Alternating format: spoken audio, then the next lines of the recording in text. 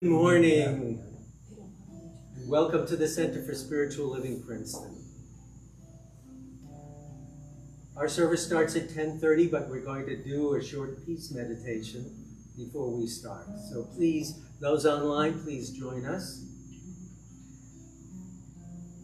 This is from Meditations to Heal Your Life. It is Louise Hay's book, Meditations to Heal Your Life, and it has some pretty wonderful meditations in it. So come together right now. Whatever you've been doing, whatever's in your mind, whatever's been going on around you in the world, this is a wonderful time to stop. Take a deep breath and allow yourself to be present. And know that peace always lives within us. It's the very core of our being.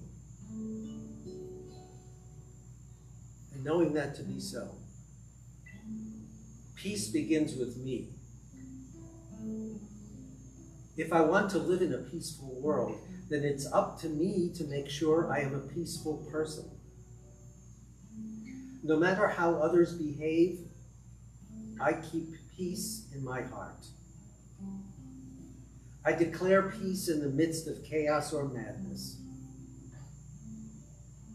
I surround all difficult situations with peace and love.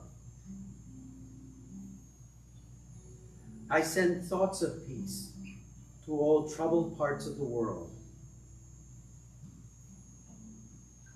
If I want the world to change for the better, then I need to change the way I see the world. I am now willing to see life in a very positive way. I know that peace begins with my own thoughts. As I continue to have peaceful thoughts, I am connected with like-minded, peaceful thinking people. Together we will help bring peace and plenty to our world. Peace begins with me.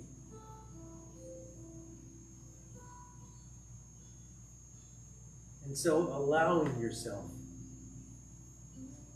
to be in the presence of peace, to be the presence of peace right here, right now. And allowing any other thoughts to just slip away. We begin our day in the presence of peace.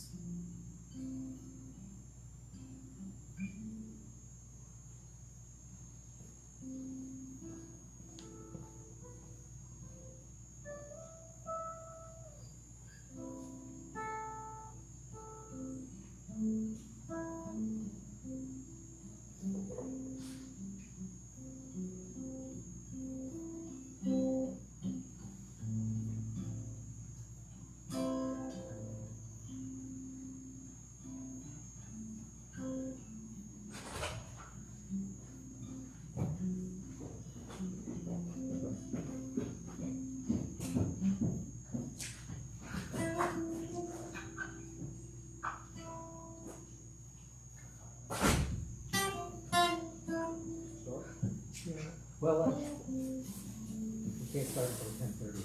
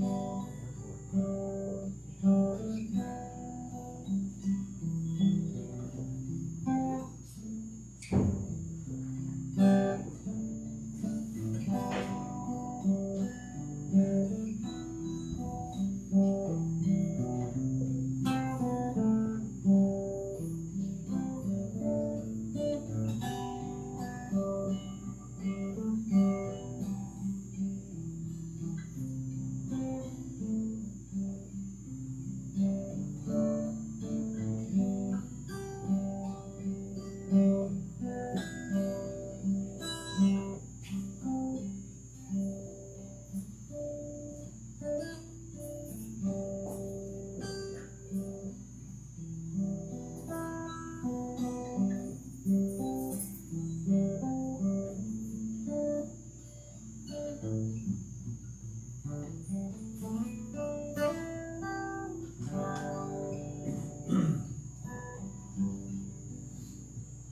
am opening, my heart is ready to receive. I am opening, my heart is ready to receive. I am opening, my heart is ready to receive. So we are open. We are ready.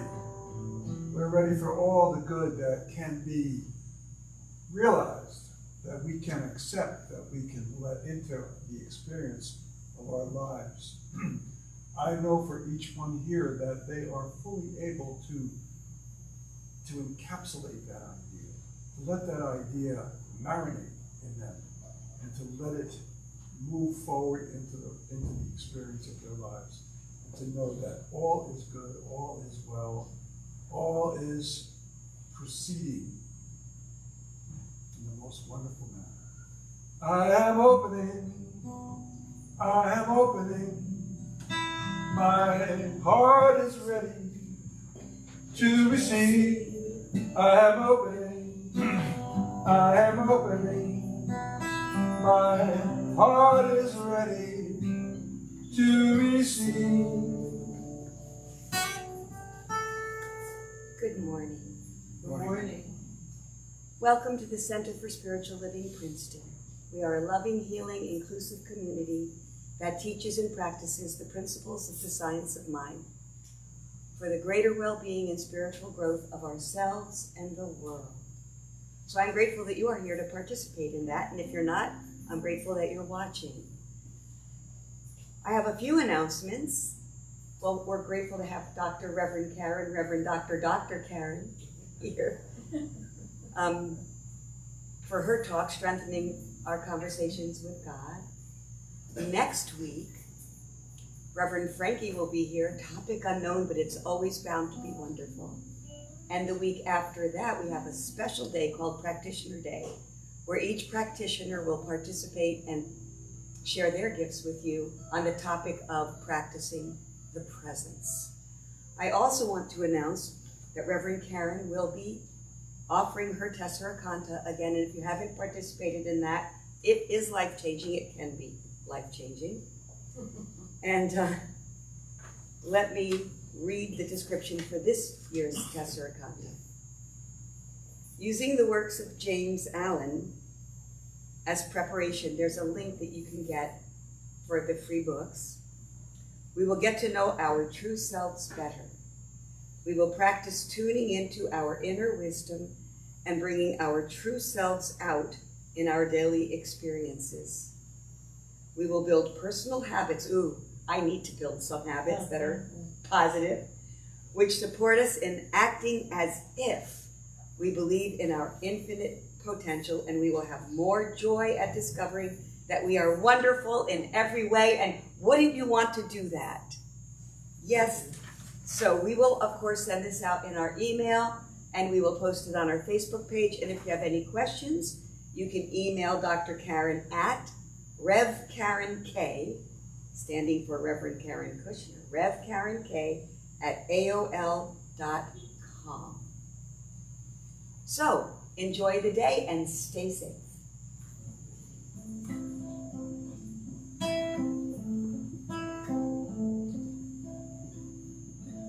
Peace is the answer, love is the way.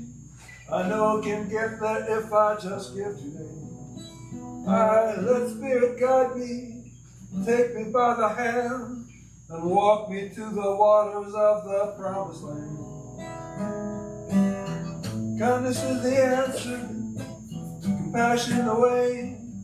I know I can get there if I just give today. I let Spirit guide me, take me by the hand, walk me to the waters of the promised land. Joy is the answer, laughter the way. I know I can get there if I just dance today. Let Spirit guide me, take me by the hand, walk me to the waters of the promised land. Peace is the answer, love is the way, kindness is the answer, compassion the way.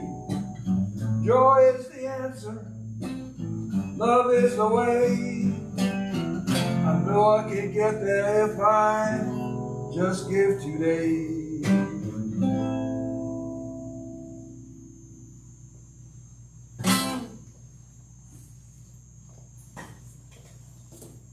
Thank you, Reverend Rich, for the good tunes.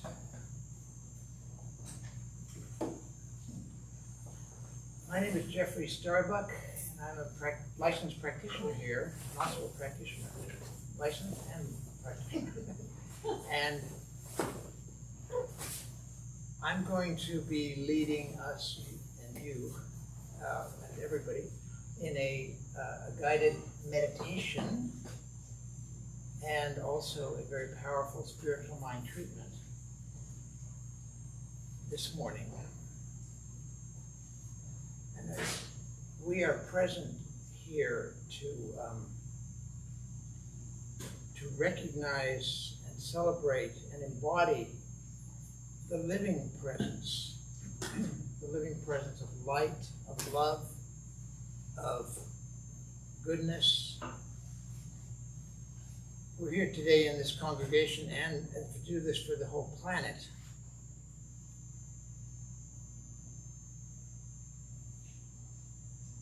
Following are some of the words of Raymond Charles Barker.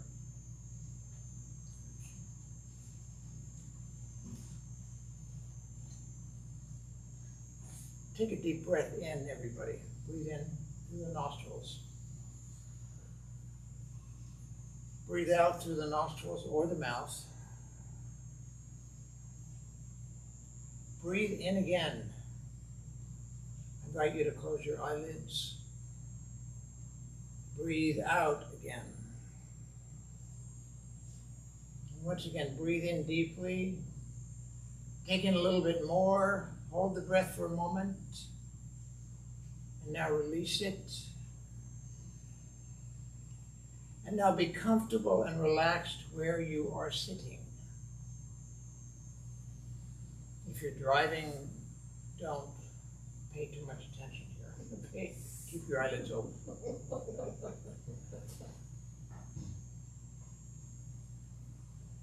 Feel the presence of your physical body on the chair or on the sofa that you're sitting on. Relax the body. Recognize that gravity has got your back. It's got your back and all of you. And that you can completely surrender to gravity.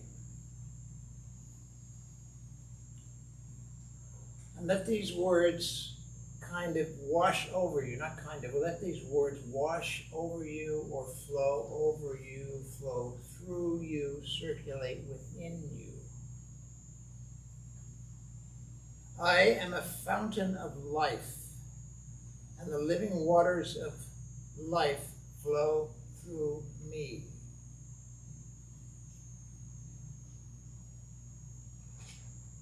I am a fountain of the living waters of life that are steadily flowing. There is one mind in continuous creation, and you are a resident in it. It created you in order to act through you. What you place in your subconscious mind must appear in your experience, and it is now doing so. And you and we and I are choosing wisely. The universe is foolproof. And And the universe here is synonymous with life, it is synonymous with love, it is synonymous with the three-letter English word God. Creation is continuous. It is continuous. It is ongoing right now. The infinite is forever in the process of self-discovery. And that is happening through you, through us. I am pure intelligence, always acting intelligently.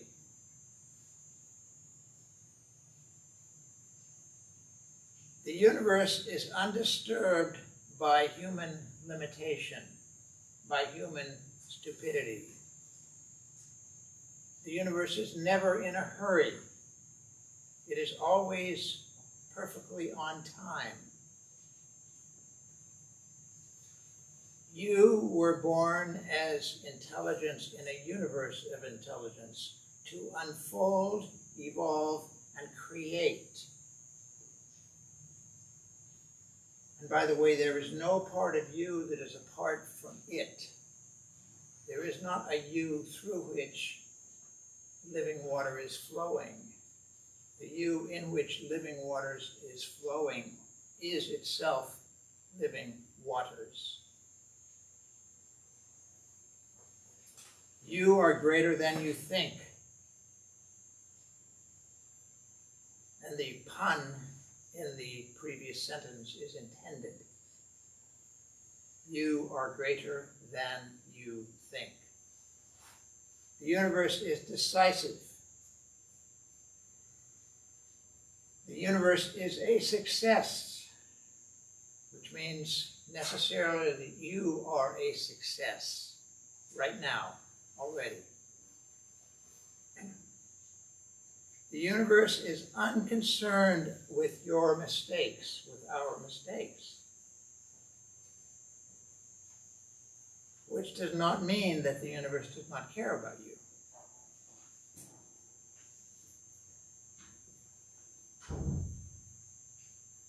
The universe is being successful and prosperous as you, as us.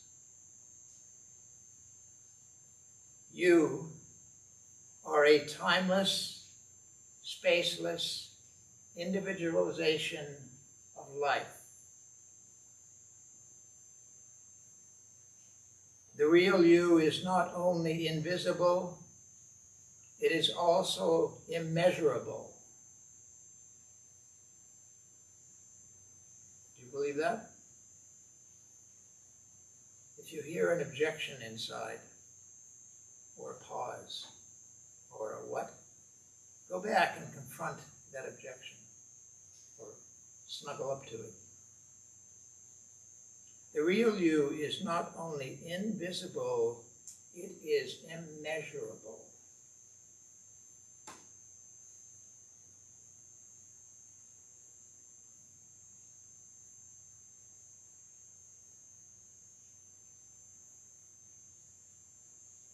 And now in this silence,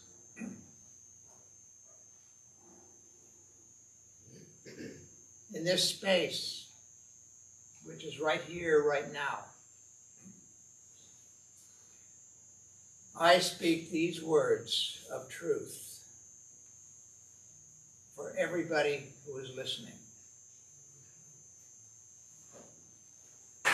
For everybody who is alive in consciousness.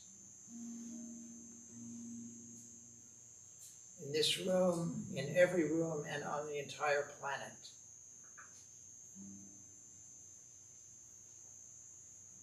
There is one power, one truth, one life, one love.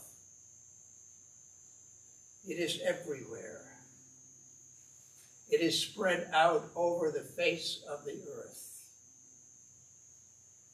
It is in everything. It is the creative source that brought everything into being. It is that out of which everything is made. And it is good. It is right in you right now. It is in us. It is present already in every person listening.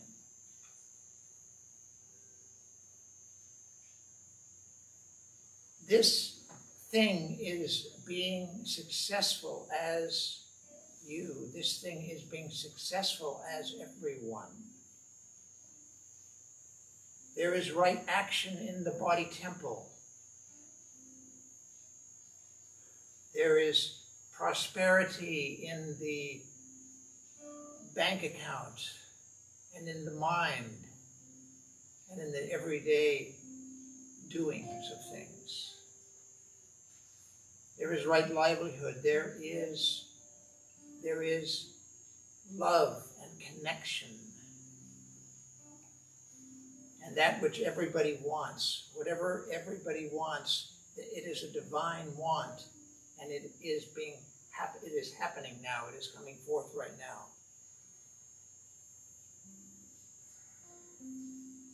If there is any healing that needs to take place, it is taking place. This thing is good. This thing is the inner light. It is the inner voice. It is in every single cell of the body. And it knows what it's doing. And that is good. And any belief to the contrary of any of these spoken truths is now erased and dissolved. Any objection is recognized as being unnecessary.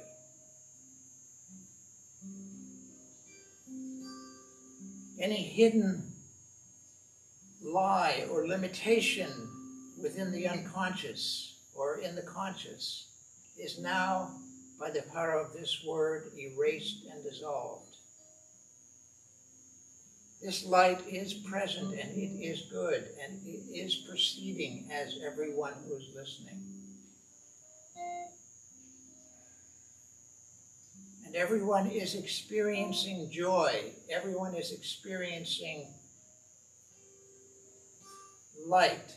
They are experiencing a magnificent unfolding, and everyone is being guided in their life, moment by moment and day by day. And that is good. And even if there is any appearance of darkness, there is light within that darkness. If there is any appearance of doubt or fear, there is light within that doubt and fear. There is light all around it. And the light is now being known.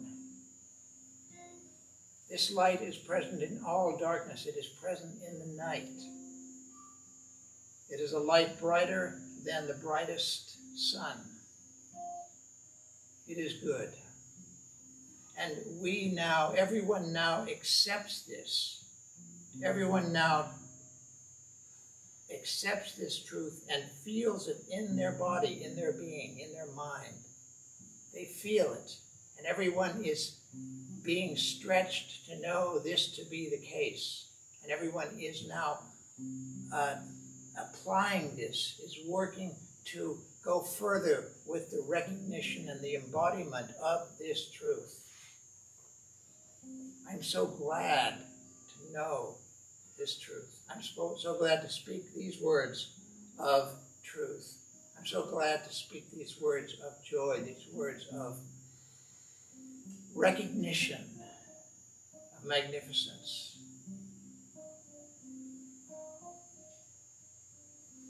I'm so glad that I came into contact with this teaching, and that everyone who is listening came into contact with it. I now release this word, and join me in saying, and so it is. Oh, thank you.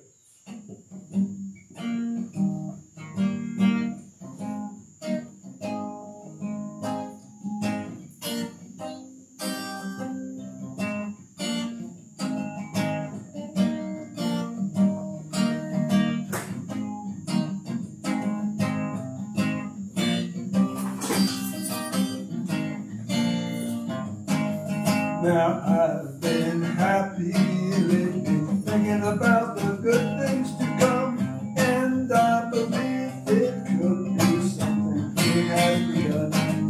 Oh, I've been smiling lately, dreaming about the world as one, and I believe it could be something that's gonna come. Just out on the edge of darkness, there rides a peace train. Oh, peace train, take this country, come take me home again. Now I've been smiling lately, thinking about the good things to come, and I believe it could be something good has begun. Oh, peace train sounding louder, ride on the peace train. Ooh, oh, oh, oh, come on the peace train. Yes, peace train, holy roller. Everyone jump on the peace train. Oh, ah, ee, ah, oh, come on the peace train. Get your bags together. Go bring your good friends too, 'cause it's getting nearer, so it will be you. Join the living. It's not so far from you, and it's getting nearer, so it will be all through. Oh, peace train sounding louder, ride on the peace train. Oh, ah, ee, oh, ah, come on the peace train. I've been crying lately, thinking about the world as it is. Why must we go on hating? Why can't they live in bliss? And out on the edge of darkness, there rides a peace train. Peace train, take this country, come take me home again. Peace train sounding louder, ride on the peace train. Oh, ah, ee, oh, ah, come on the peace train. This peace train, holy roller. Everyone jump on the peace train. Oh, ah, ee, oh, ah, come on, come on. Come on, peace train, yeah. Come on the peace train. I think that song is so apropos for these days. It's out there somewhere. So it gives me great pleasure because that someone is here, right? They're not out there somewhere, they're right here where we are. It's Reverend Dr. Karen Kushner coming to bring a fine batch of words. Whole batch of words coming. Whole batch of words coming at you. Okay, so hello everybody. Good to see you all. And the topic today is strengthening our conversations with God. And one of the things that Science of Mind teaches, and we want to understand, is that God is infinite and can take any form.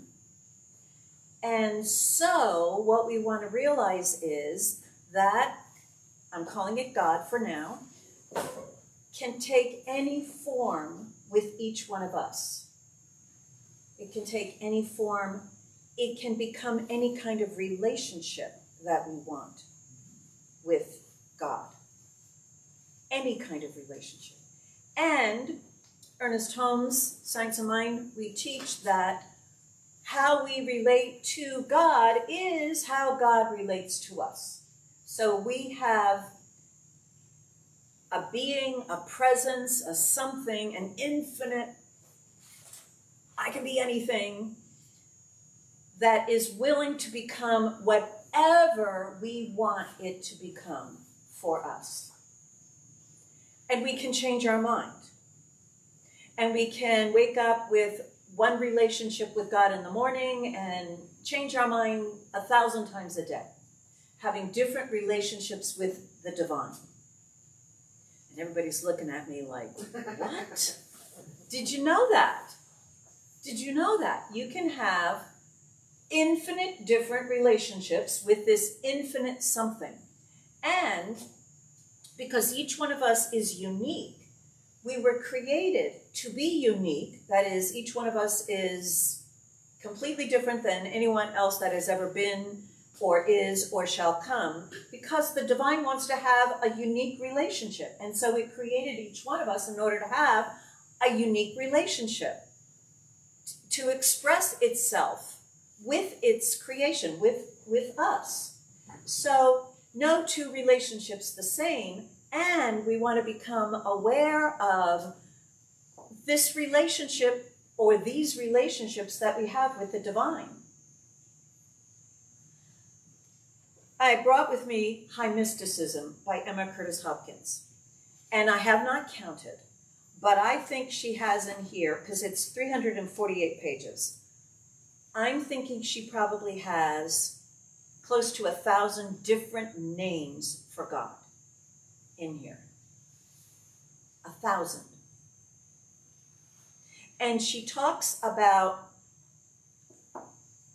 naming any particular name of God, how it might show up in our lives. So she says, if we have spoken face to face with the invisible highest as wise counselor, we shall find the personification of our acknowledgement in some new friend's arrival, all alive with high counsel. So in other words, if we are calling on the highest as a counselor, an advisor, a mentor, and we might have a direct experience of its guidance right then and there, but also it might show up as someone who taking that mentorship role in our lives, someone who knows what it is that we want to learn. She goes on with another example. If we have spoken face to face with the invisible highest as powerful champion, some unexpectedly greatly powerful champion of our cause hails into comradeship. So we know from the science of mind, what we choose to think is drawn into our lives. What we choose to believe is drawn into our lives. And that also is what happens when we choose to focus upon the divine in a particular way. It will show up in that way in our lives. So we want to realize that the divine will become whatever we want it to become, and we can choose it. It is the divine's great pleasure to become that which we call upon it to be. And some of her great names in here, there's so many. I just like open the book and there's like another one and another one, and another one. I'm like, oh, I want to know that one. I want to know that God. I want to know that God. So she begins at calling upon the divine as the vast, vast countenance. And that we should look up to that vast, vast countenance, that face that's looking at us. And what do we see in that vast, vast smiling countenance? We see that smile.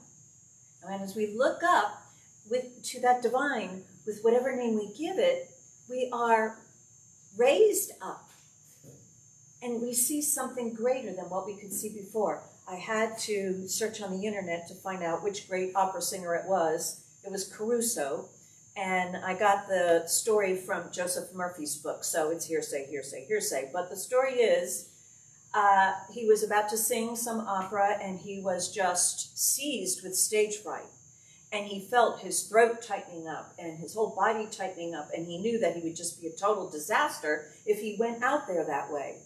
And he became aware that this is the little me that's trying to squeeze to death the great me, the big me, capital B, capital M, big me. And so he began out loud to say, little me, get out of the way for the big me to sing, and stop your stifling me. You have no place here. Let the big me sing, and let the whatever. And so the big me is another name for the divine, and that was the divine in him, his higher self. Our higher selves is another name for the divine. So we can relate to the divine as our higher self, my higher wisdom self, but we can also relate to the vast, vast continents. We can also relate to the law. This is what I want you to do. We can relate to it as, oh, loving companion, oh, friend. We can relate to it as, and there's been times in my life when I just wanted my mommy, right? I needed comfort, I needed sympathy, I needed just to be held in the arms of love. And I called on the loving mother. That loving mother be with me as I crawl, as I put the covers around me and cover up my head and just want to hide. Loving mother be with me. So we have this presence, this law, this something, this creator, this malleable and unchanging something that will take whatever form we desire and be in whatever kind of relationship we want. So the spiritual truth about this is, no matter what anyone believes God to be, they're right. All religions are right. Everybody's defined their God, and that's what they get. You define your God, and that's what you get. So think about how you're defining this God. And then that aspect of God that you like and would like to have more of, we then seek to strengthen it. Now, here's the thing about a relationship with the divine. It gives all of itself to us, but we receive only as much as we can accept. So to strengthen the relationship, we don't have to change the divine. We just need to come closer. So I've been thinking, it's relationship with the divine. So how do you handle your relationships? I've been meeting a whole lot of new people lately, and I assess the kind of relationship it is possible for me to have with this person. And I'm open and to the world in a sense. I could be infinite faces to the world, but I get to choose how much or what part of myself I want to express in any particular relationship. So I've noticed there's one person that I met who seems to me, and I don't know her well, so she's on the question mark. I could be wrong, but it seems to me as if she's strongly opinionated and judgmental. And I think, I don't think I would be, although as interesting as this person is, because she's very, very interesting, I don't think I'm going to share with her a part of myself that I don't want judged or criticized. I've tried sharing parts of myself, and because I do that, I just sort of scatter myself wherever I go, and see what bird picks up the seed, And some people, just pass it by, and you're like, okay, whatever. And some people go, ooh, this is great, give me some more. And some people come over and stamp on it. So I've had that kind of experience with her where I've shared something of myself, and I've got and I'm like, okay, that's interesting. So I'm assessing in this relationship, how much of myself am I going to be able to express with this person in a way that makes me happy? Because I could certainly give all of myself and express all of myself, but I'm kind of not into this a whole lot. It used to be an everyday experience before I found this teaching, but right now I'm like, been there, done that, and oh my gosh, there's just so many other people to enjoy. So when you are assessing what you are going to give in a relationship, your decision about that will determine that relationship for you. And so likewise with the divine. If you believe in a judging God, I mean, I was raised in a religion where we had this faraway God who had a journal set up when I was born and was keeping tabs on everything I did. And there were pluses and minuses. And at the end of the journal, I was told it would all be toted up, and then my future eternal destiny, everlasting, would depend upon how many pluses and how many minuses I had. And as I've shared before, I knew I wasn't going to have enough pluses to go right to heaven, but I was hoping for enough pluses so that I could go to a place called purgatory, which is not forever, but it's enough to burn off some of those minuses. Okay, so with that definition of God, my relationship with that God was so fearful. And I was aware, I was taught that this God knew everything about me, so I couldn't hide. But I wanted to hide. And so I wouldn't open up to that God, because it already knew everything about me and it's holding it against me. So that particular God, I had to reject. I became an atheist and no God, which is still a relationship. No God is a relationship with no God, with denial, and it was awful. I highly recommend don't going there. If you have gone there, you know your life goes right to hell. Hell. It just doesn't work. But I forged ahead with that for about 10 years and reached the end of wanting to be in this relationship with something that doesn't exist. And ultimately, I was considering suicide. I was thinking of destroying myself. But it was the ultimate conclusion of a decade of no God, no God, no God, no God, no God. And it became, well, why live? Why live? Why live? Why live? Why live? So happily, I found another God, another definition. I saw it as energy, infinite energy, eternal energy, and I was that energy. And that satisfied me, but it was an opening to building a whole new, different relationship with one that I chose rather than one that was taught to me, one that was presented to me. So when we're going into relationship with other people, right? There's all these people we're born with. We didn't choose them. There they are. They were presented to us, and we sort of had to deal with them. But then at a certain point, we start choosing, which is what I'm actively doing with all these new people who are entering into my life, because there's a lot of people coming into my life, and they all can't speak Italian with me. So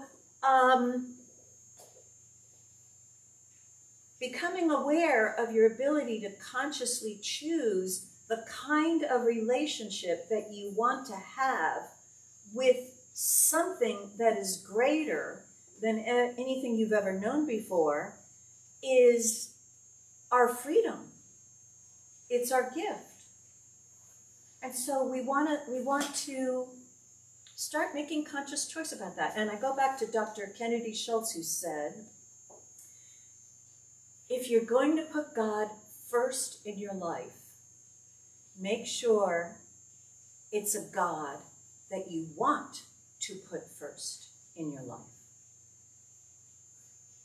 Right? If you're going to follow a leader, make sure that that leader is someone you want to follow. Now, in a relationship, the reason why I shared my experience with this woman, because there's another woman who I connected with right away, because whatever I said, the other person went, yes, and delivered it right back. So there's this great rapport back and forth. I'll throw something out, and that person will whoa, and throw something back at me, and ooh, and blah, blah, blah, blah. And we've got this wonderful give and take, take and give relationship of sharing each other and just enjoying everything in Italian. And so that kind of relationship I choose to spend some time with. And so here's the thing. When you have a good relationship going, a relationship that looks like it's got promise, it looks like it's going to be fun, it's something that I want to have more in it. You are, right, hopefully consciously, assessing how you move into deepening that relationship. How much do you share? You test it out. There's David Viscott years ago wrote a book called Risking, and he actually talked about all the questions you should ask yourself before you take a particular kind of risk. Buying a home, changing jobs, but also entering into a relationship. All these questions. Can you trust the person? Is there honesty there? Is there this there? Is that there? All these questions that you just want to be able to answer or wonder about before you decide to take that next step in that relationship, right? And so when you're meeting someone new, you throw something out and, if they stamp all over it, you're like, okay, no. Unless I want that kind of experience. I've been there, right? We don't want that anymore, right? Anybody want that kind of experience? No. If not, we have wonderful practitioners in this room. Use them and get healed because, oh my gosh, the wonderful relationships are all over. All right, so when you decide to invest more deeply into a relationship, and if you're getting the go-ahead signal in your experience, your deepening experience with another, you do realize that the most wonderful relationships are the ones where you can be yourself, be your true self. Those are the relationships that bring me the most joy, when I can share what's on my mind and have it accepted, not agreed with, but accepted, not judged, accepted. The person is interested in it. I like the relationships where when I go to someone and I'm like, oh, I'm in a quandary, I'm all confused about this, the person really listens to me and then might throw out some ideas, but even if I don't like any of them or whatever, they're there for me, right? Isn't that a wonderful relationship, right? But as you think about all your relationships that you have right now, is there one where you really reveal everything in your heart? Everything. Even the things that you don't like about the other person. Even the really bad thing you did when you were 6 years old. Well, I feel myself all tightening up. So, Sheldon says, from the Big Bang Theory, he made circles of what he shares with everybody, and then what he shares with closer in, and then with Amy, his girlfriend, he said, and this is what Amy and I will share with each other. And then he had a little circle off here, and Amy said, what's that? And he goes, well, that's the stuff I share with no one. And so in the world, it may very well be that you do have that secret place of the Most High with things in there that you share with no human being. But imagine having a God that you can share everything with and be completely, perfectly understood and accepted. That's what's available to us. So if you're deepening that relationship with the divine, it requires conversations. It's hard to, I've been in communication with a couple of people from a retreat I went to about a year ago, and with one person I noticed we have very interesting emails sending forth, but they're about things, how you do this, how you do that, what's opera about, all about things. And I'm like, ooh, we're not going down to that next little layer of, well, I feel disturbed today because of the way the lady looked at me at Wawa, whatever. Hasn't gone down to that level. I did a little drop once and got a thing in response.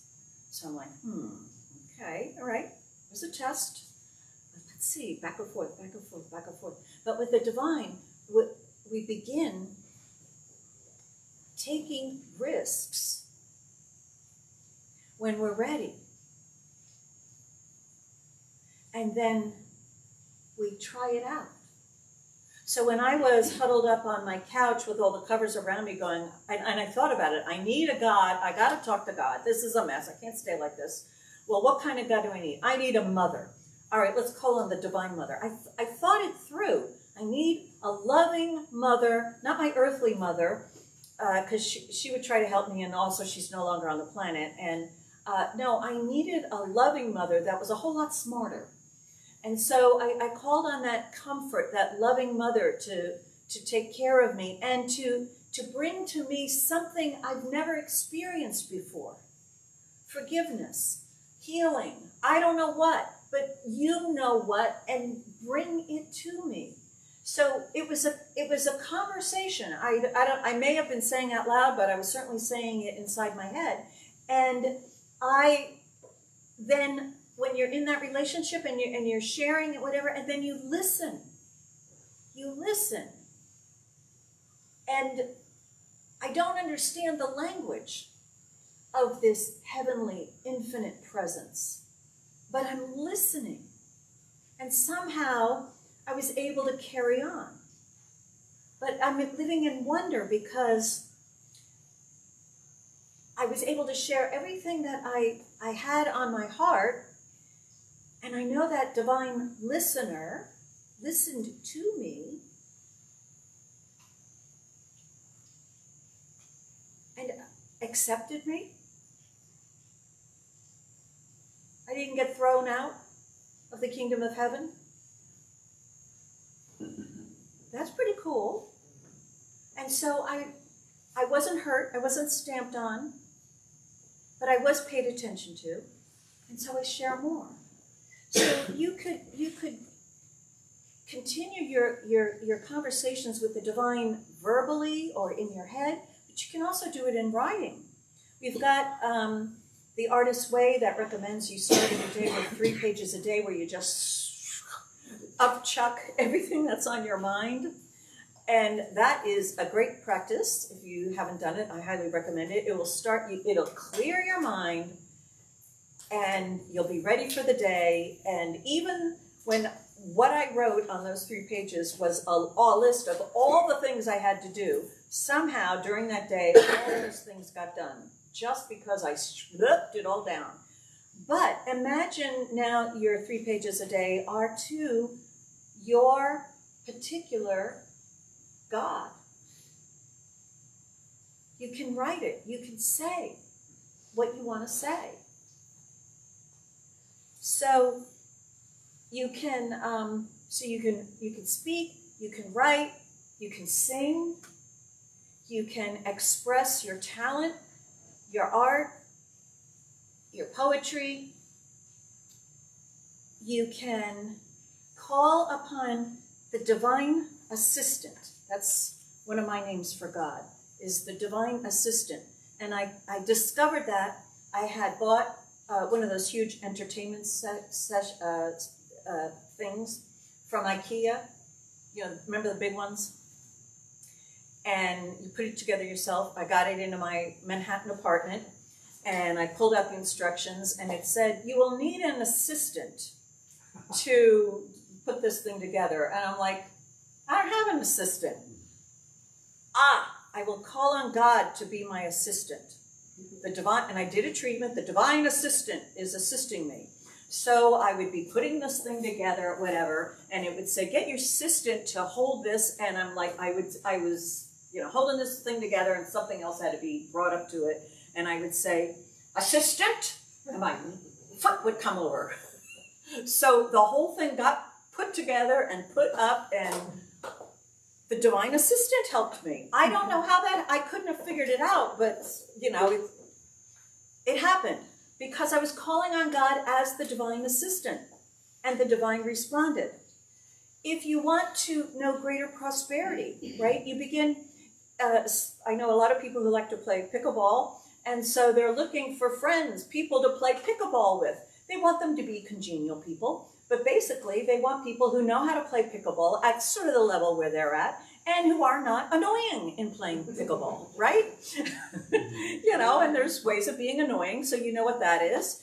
And, so you go looking for them. But then when you find them, you need to practice, because you need to be equal to the relationship that you are trying to establish. So I'm studying Italian a whole lot more because I'm in relationship with people who are also learning Italian, and they know more than I do, and I know more than they do in different areas. And so, I'm like, oh, I want to learn more Italian so I could do this. So when you're in a relationship that's working and where you're becoming more of who you want to be and expressing more of a part of yourself that you like, you're motivated to bring that out of yourself even more and to practice even more. This is horrible, but when you're striving to be an expression of greatness, successful, and then you pass paths with someone who has achieved it, you might notice how much you believe you are there based upon how you react to them. I once saw Robert Redford in person.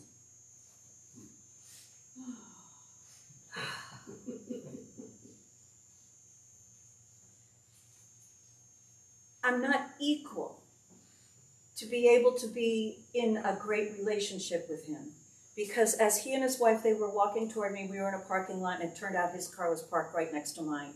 I'm standing by my parking lot, my car. They're walking right toward me. There's no other car around us, no other person around us, just me, looking at Robert Redford and his wife toward me, and I'm there like this.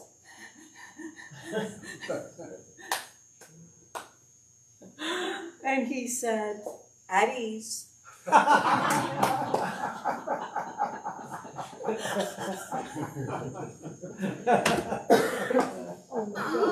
darn! We could have been such great friends, right? Nothing could come out of me. My spouse at the time did better than me because he couldn't get his car to work, and my spouse offered him a jump. But his bodyguard came over, so that was the end of that. So and he got his car started, and off he went into the distance.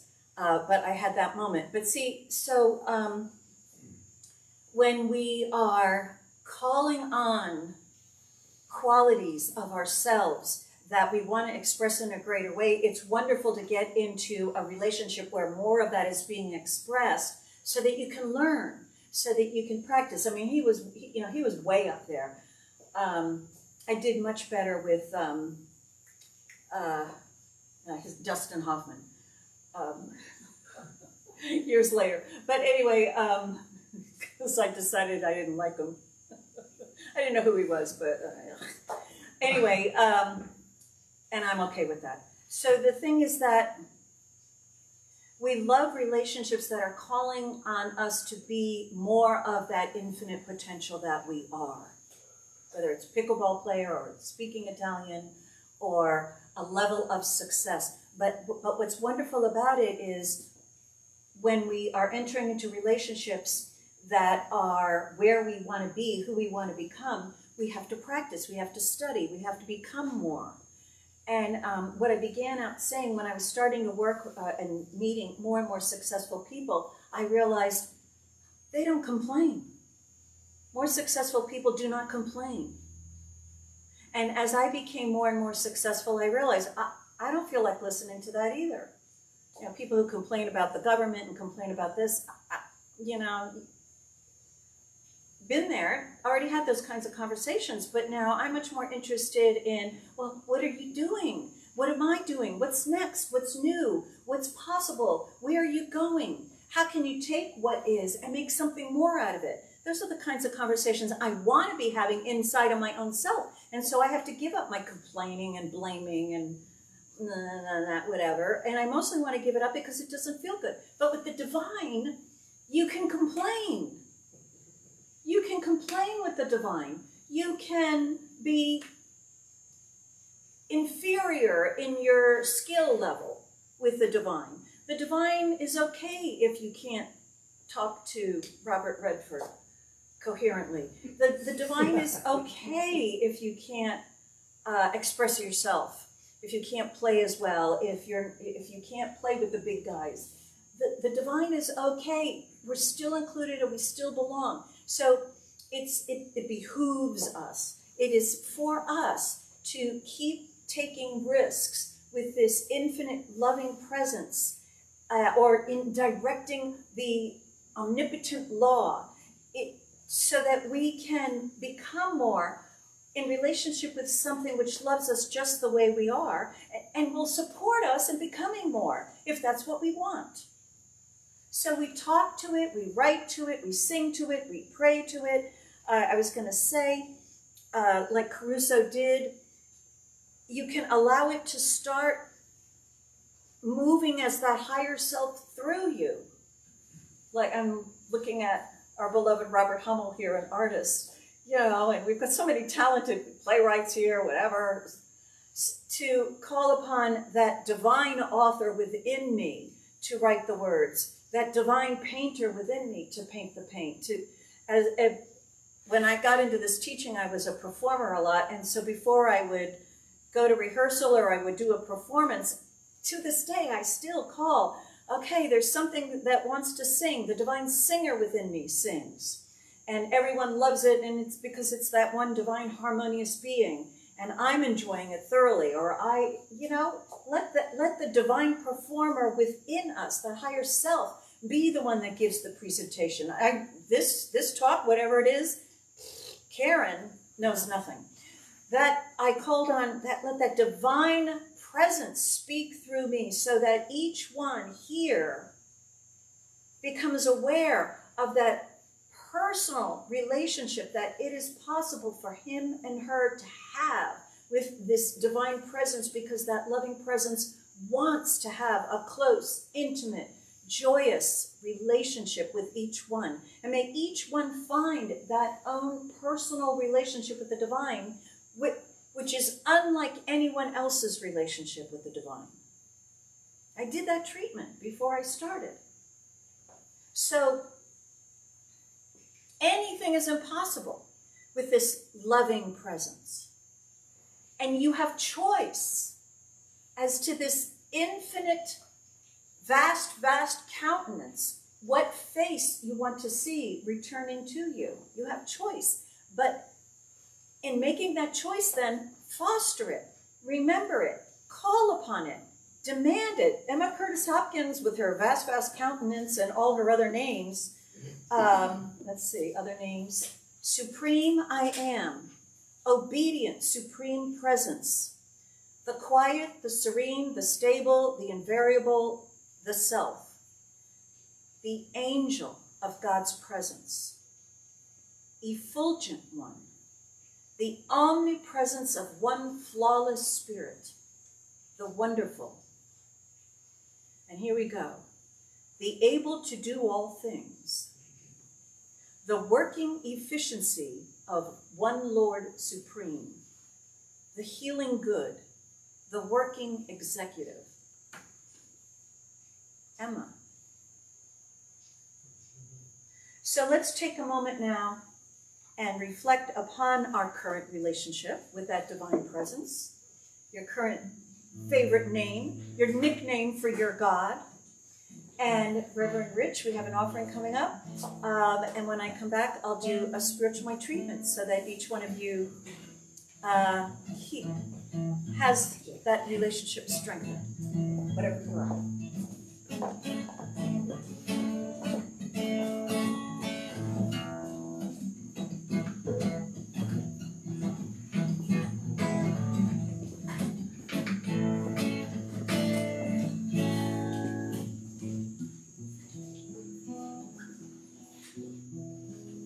is the time to do a practice of having to do with circulation, having to do with giving and receiving. There's a song by David Pramal and Mitten,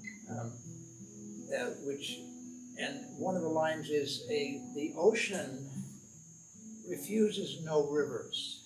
Think about that. Isn't that cool? Brings tears to my eyes when I think about that. The ocean refuses no rivers. The way that we can, and this is, I'm saying this not just because CSL needs money, we do, it does, because there's a building and a camera and things that have to, be acquired. But I'm saying this because it's true in our lives, and you can test it. You can test it. Do it. Test it. The last book of the Bible of the Old Testament has that verse which says, "And hear me now, herewith." I don't have it in front of me. Prove me now. Prove me now. Prove me now. Yeah, supposedly it's the only verse in the Bible in which the speaker is asking, "Prove it. Yo, prove it to me. Lay it, bring it on." And you can test it, and that's okay.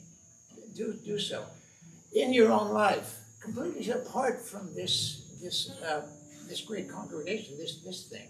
Test it. The way to have flow come to you is by giving. You can start by giving. I mean, if we're all already giving, okay? So, but if we want more to come to us, give more. And I'm speaking to myself as much as anybody else. So anyway, enjoying gratitude, these gifts are accepted, knowing that the Center for Spiritual Living Princeton and everybody else and everybody in it is guided, guarded, protected, and completely financially supported in all of its and your activities. And I'm going to pass. That's right. Grateful, grateful. What is it? CSL.org? CSLprinceton.org. CSLprinceton.org. You can go to that and give money and your firstborn and tangerines and all of your stocks, all of your inheritance. And Grateful for the clicking. Grateful for the clicking. Grateful. Go to the website. Clicking. We love PayPal when you do that clicking. Grateful. Grateful.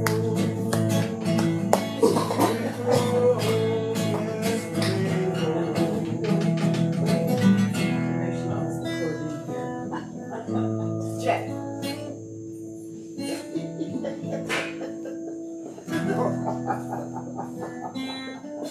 Levity is healing. I know. Yes.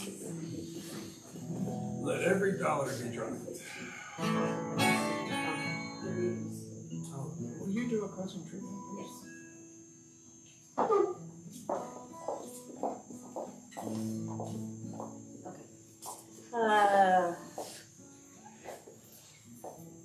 I just want to make a comment. The reason why I tithe is because I'm in relationship with the divine, abundant giver of all things.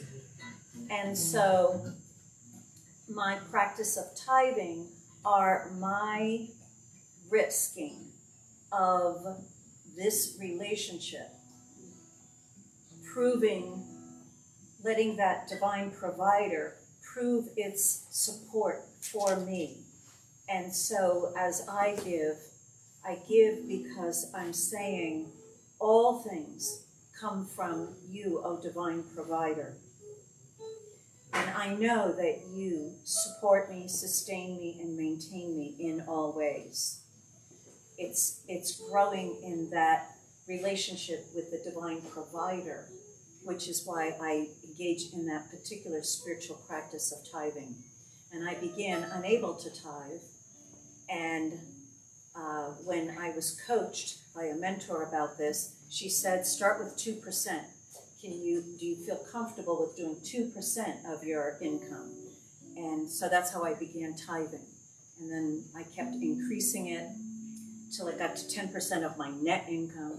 Then, it was quite an experience moving to 10% of the gross.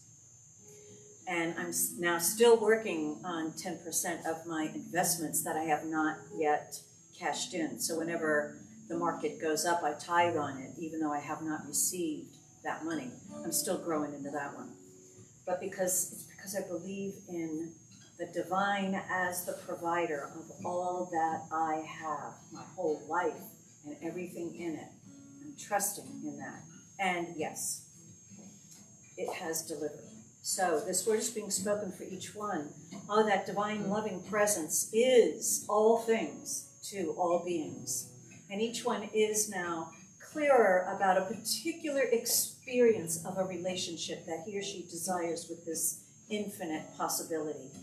And so each one is now hearing that right name to call this loving presence and to enter into a special relationship where he or she receives all the best that is possible from that particular relationship of their choosing.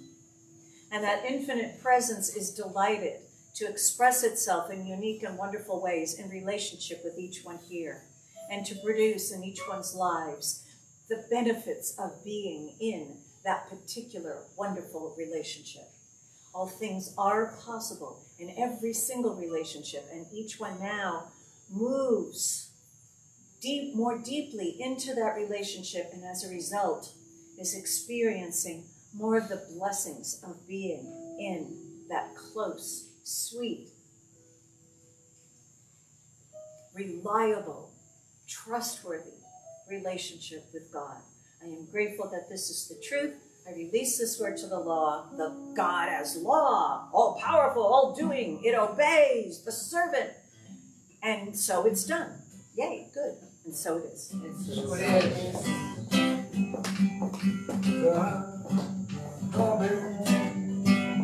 I